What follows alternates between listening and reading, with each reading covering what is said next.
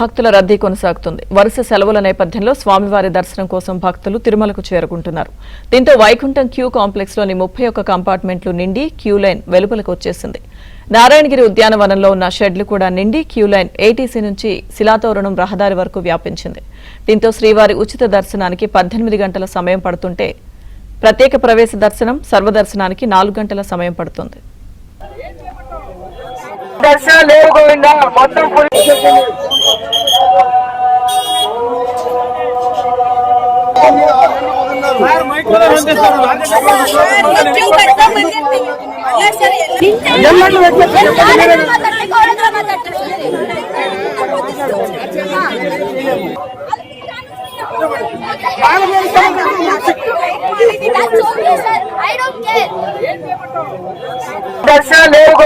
మొత్తం ఫుల్ అనేది కట్ చేశారు.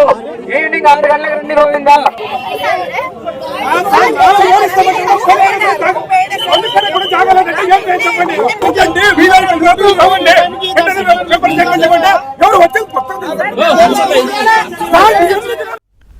భక్తుల రద్దీ నేపథ్యంలో గదులకు డిమాండ్ ఏర్పడింది. గదులు దొరక్క భక్తులు పార్కులు, షెడ్లలో తలదాచుకుంటున్నారు.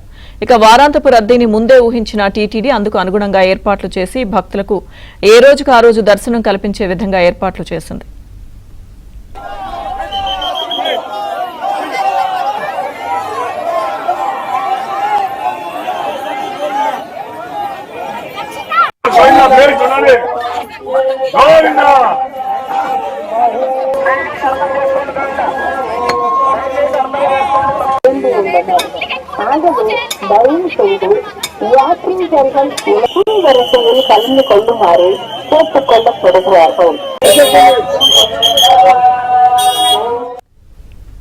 తిరుమలలో భక్తుల రద్దీపై పూర్తి సమాచారం మా ప్రతినిధి జితేంద్ర అందిస్తారు.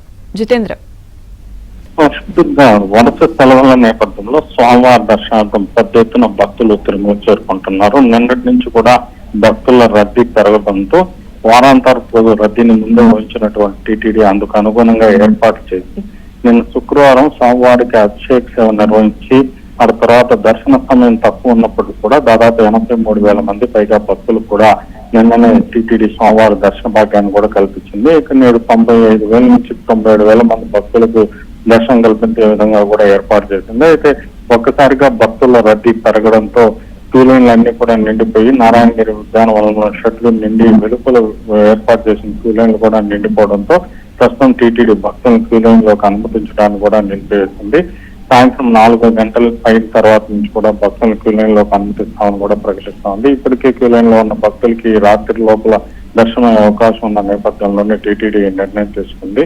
మరోపక్క భక్తులు రద్దీ పెరుగుతూ ఉండడంతో శ్రీవారి ఆలయంలో కూడా భక్తులకు త్వరగతిన దర్శనం కల్పించే విధంగా కూడా టీటీడీ ఏర్పాటు చేసినటువంటి పరిస్థితుంది. మరోపక్క గదులకు కూడా కొరత ఏర్పడినటువంటి పరిస్థితుంది.